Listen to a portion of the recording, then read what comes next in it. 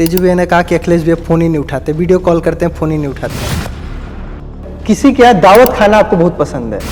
अक्सर जो है जब भी कोई बुलाता है तो कोशिश रहती है कि उसके आमंत्रण को स्वीकार कर सकें। मोदी और योगी जी में कौन बेहतर है? वादे उन्होंने अच्छे किए, अच्छे ऑडिटर हैं, बातें अच्छी करते हैं। बहुत नपा तौला हो बोल रहे हैं आप। ये बताइए लालू जी और मुलायम जी में कौन आपको पसंद है? ये तय कर पाना कि कौन बेहतर है ये बड़ा कठिन सवाल है।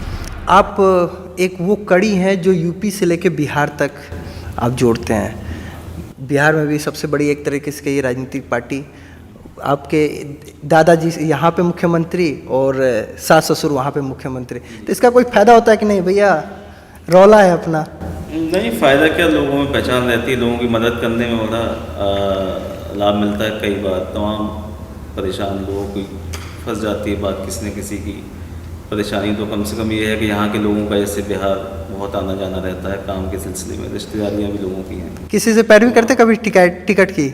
यहाँ पे कोई पैरवी नहीं, यहाँ तो अपने घर की पार्टी साइकिल कि चुनाव निशान ले लो और वहाँ पे लालटेन आओ तुम्हारा घर रोशन करते हैं। पैरवी करने की बजाय पार्टी को कौन मजबूत करेगा, कौन प्रत्याशी जीतेगा, उस बात पर जोर ज़्यादा रहता है।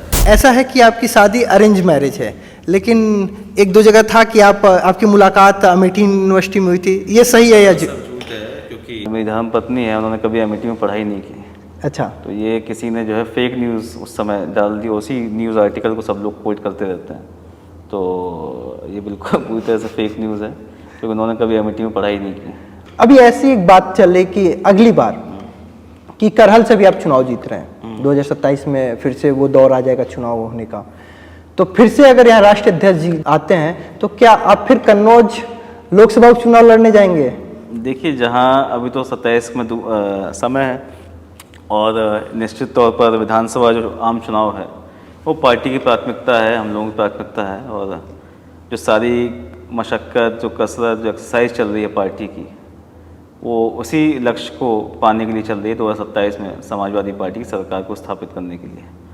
तो 27 जब आएगा क्या होगा अभी तो कुछ कहना जल्दबाजी है, और निश्चित तौर पर हम लोगों ने अभी से ही राष्ट्रीय अध्यक्ष जी को, जनता ने, यहाँ के लोगों ने, सब लोगों ने ये कहा हुआ है कि अगर विधानसभा चुनाव लड़ते हैं 2027 में तो करहल से ही पुनः जो है वो चुनाव लड़ें, और जब चुनाव होगा क्या समीकरण बनता है उस समय जो है डिसाइड करेंगे। ये बताइए कि आपको खाने में क्या पसंद है?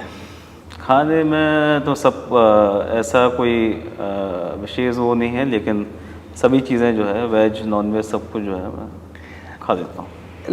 ऐसा क्या कहते हैं, अभी हम जब यहाँ पे आए थे तो आप किसी के यहाँ दावत खाना आपको बहुत पसंद है? किसी के यहाँ मतलब अगर कोई प्यार से आपको इनवाइट करता है कि आज दावत है? ऐसा है कि किसी के यहाँ, मानिए आपके यहाँ अगर आप खाने पे बुलाते हैं कभी, तो राजनीतिक क्षेत्र में, राजनीतिक जीवन में किसी के यहाँ खाना खाने अगर आप जाते हैं तो उससे एक लगाव, एक अटैचमेंट जो है हो जाता है, और जिसके यहाँ जाते हैं वो कई साल तक उस चीज़ को याद रखता है कि हमारे यहाँ खाना खाने आए थे।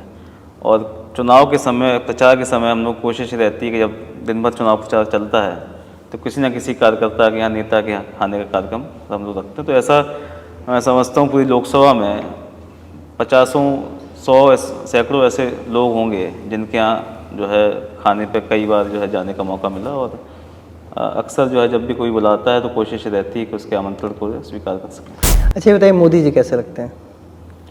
तो देश देख रहा है, जनता देख रही है, 2014 में जिन्होंने बम्पर वोट से जिताया था, हाँ। आज उनके बयान में हम लोग सोशल मीडिया पे देखते हैं, और लगते कैसे हैं? देखिए, विपक्ष के नेता वो हमारे तो विपक्षी हैं, और वादे उन्होंने अच्छे किए, अच्छे ऑडिटर हैं, बातें अच्छी करते हैं, अच्छे वादे करते हैं, लेकिन उन वादों को ज़मीन पे लाने की तरफ कोई बहुत सीरियस कदम जो मोदी और योगी जी में कौन बेहतर है? ये तो भाजपा डिसाइड करेगी, लड़ाई करे आपस में। आपको कौन अच्छा लगता है? मुझे तो जो है नेताजी और राष्ट्रीय अध्यक्ष जी के अलावा जो है नहीं अच्छा।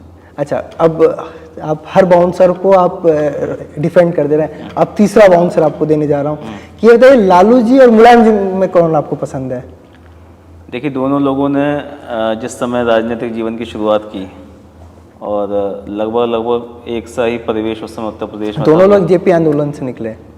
उत्तर प्रदेश और बिहार का लगभग सामाजिक और राजनीतिक जो परिवेश है वो लगभग समान है, और जिस पथ पे चले, जो नीतियाँ थीं, जो लड़ाई उन्होंने लड़ी, वो दोनों लोगों ने समान रूप से लड़ाई लड़ी। नेताजी ने उत्तर प्रदेश में जहाँ बैकवर्ड और दलित कम्युनिटी को जहाँ राजनीति की मुख्य धारा में लाए, वही काम लालू जी ने बिहार में किया।